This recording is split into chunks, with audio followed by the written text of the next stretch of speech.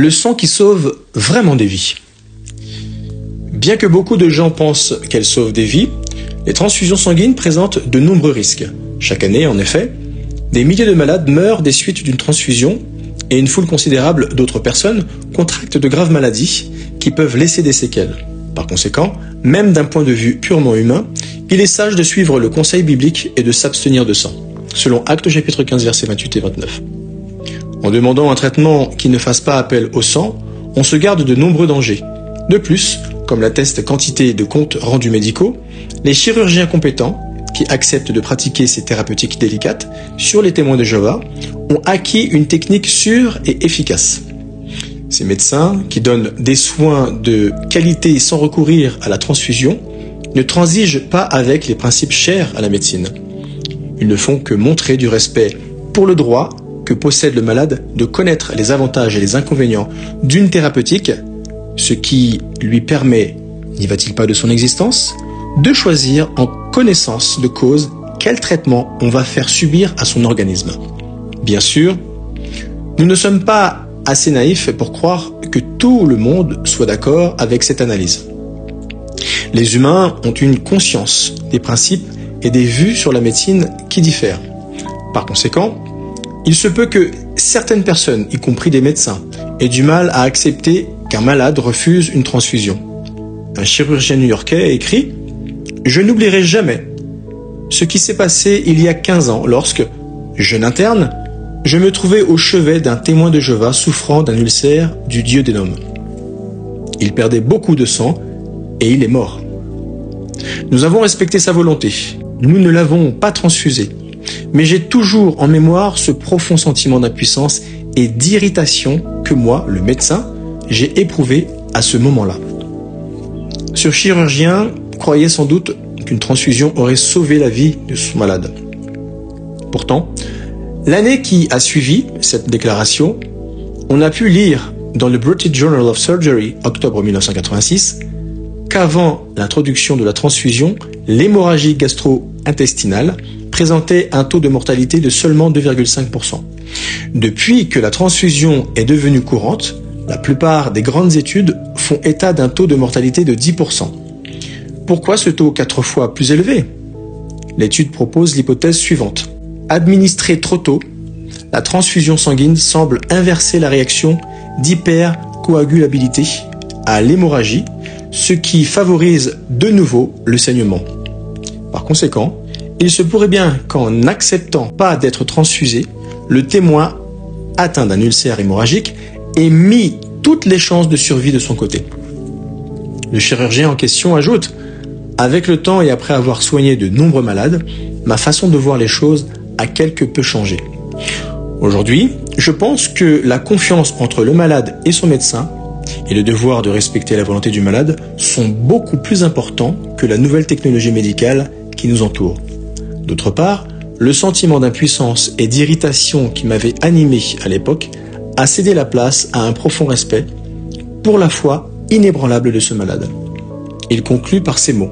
« Cela me rappelle que, quelle que soit mon opinion et les conséquences d'un choix médical, je devrais toujours respecter la volonté et les croyances de mes malades. » Ce que de nombreux médecins en viennent à comprendre, avec le temps et après avoir soigné de nombreux malades, il se peut que vous-même en ayez pris conscience. Même avec les meilleurs soins prodigués dans les meilleurs hôpitaux, un jour ou l'autre, on finit par mourir. Avec ou sans la transfusion, on meurt. Oui, tous nous vieillissons et approchons du terme. Cette vue n'est pas fataliste, elle est réaliste. La mort fait partie de la vie.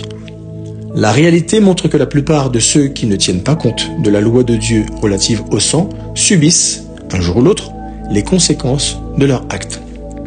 Il arrive même que certains en meurent. Quant aux autres, leur vie aura une fin. Par conséquent, les transfusions sanguines ne sauvent pas des vies pour toujours. Les personnes qui, dans des raisons religieuses ou médicales, refusent la transfusion mais acceptent des thérapeutiques de remplacement s'en portent tout à fait bien. Elles peuvent ainsi prolonger leur vie de quelques années, mais pas éternellement. Tous les humains sont imparfaits et meurent peu à peu. Cette constatation nous amène à une vérité fondamentale. autour de laquelle tourne tout ce que la Bible dit du sang. Si nous comprenons cette vérité et lui accordons l'importance qu'elle mérite, nous verrons comment le sang peut vraiment sauver des vies, y compris la nôtre, et cela de façon durable. Le seul sang qui sauve. Comme nous l'avons dit plus haut, Dieu commanda à toute l'humanité de ne pas manger de sang. Pourquoi cela? Parce que le sang représente la vie, selon Genèse chapitre 9, versets 3 à 6. Par la suite, il développa ce point dans la loi qu'il donna à Israël. À l'époque où ce code de loi fut ratifié, le sang des animaux sacrifiés était répandu sur un autel, selon Exode chapitre 24, versets 3 à 8. Ces diverses lois avaient été conçues en fonction de la nature imparfaite, pécheresse, nous dit la Bible, de tous les humains. Dieu indiqua aux Israélites qu'en lui offrant des sacrifices d'animaux, ils pouvaient montrer qu'ils reconnaissaient une chose, que leurs péchés devaient être effacés, selon Lévitique chapitre 4, versets 4 à 7, versets 13 à 18 et versets 22 à 30. Certes, c'est là ce que Dieu demandait à ses véritables adorateurs de l'époque, et non pas ce qu'il leur demande aujourd'hui. Néanmoins, ces choses ont pour nous une importance capitale. Dieu lui-même exposa le principe qui était à l'origine de ces sacrifices. L'âme, ou la vie, de la chair est dans le sang. Et moi, je l'ai mis pour vous sur l'autel, pour faire propitiation pour vos âmes, car c'est le sang qui fait propitiation pour l'âme qui est en lui. C'est pourquoi j'ai dit aux fils d'Israël, nulle âme d'entre vous ne devra manger du sang, selon Lévitique chapitre 17, versets 11 et 12. Dans l'antique Israël, lors de la fête appelée Jour des propitiations, le grand prêtre pénétrait dans la partie la plus sacrée du temple, au lieu du culte rendu à Dieu, portant avec lui un petit peu du sang des animaux sacrifiés.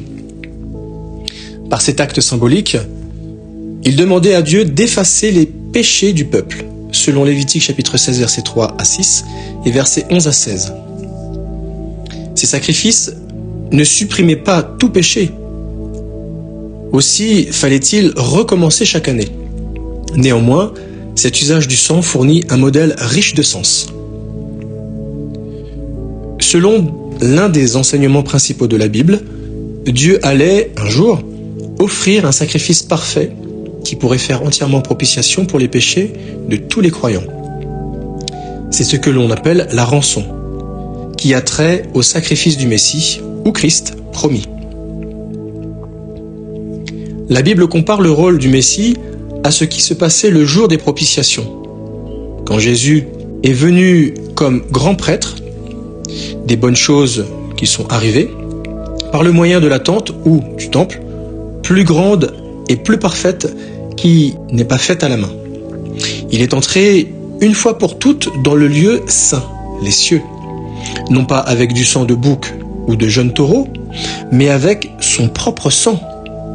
Et il nous a obtenu une délivrance éternelle. D'ailleurs, selon la loi, presque toutes choses sont purifiées par le sang. Et sans effusion de sang, il n'y a pas de pardon, selon Hébreux chapitre 9, verset 11, verset 12 et verset 22. On comprend donc pourquoi il est nécessaire d'avoir la pensée de Dieu sur le sang. Étant le créateur de toutes choses, c'est légitimement qu'il a fixé l'usage exclusif que l'on doit en faire. En s'abstenant de sang animal ou humain, les Israélites des temps anciens pouvaient protéger leur santé, mais ce n'était pas là l'aspect le plus important, selon Isaïe chapitre 48, verset 17. S'ils ne devaient pas maintenir leur vie à l'aide du sang, c'était non pas principalement parce que leur santé en aurait pâti, mais parce qu'il s'agissait d'un acte exécrable aux yeux de Dieu. Ils devaient s'abstenir de sang, non parce qu'il était contaminé, mais parce qu'il était un précieux moyen d'obtenir le pardon.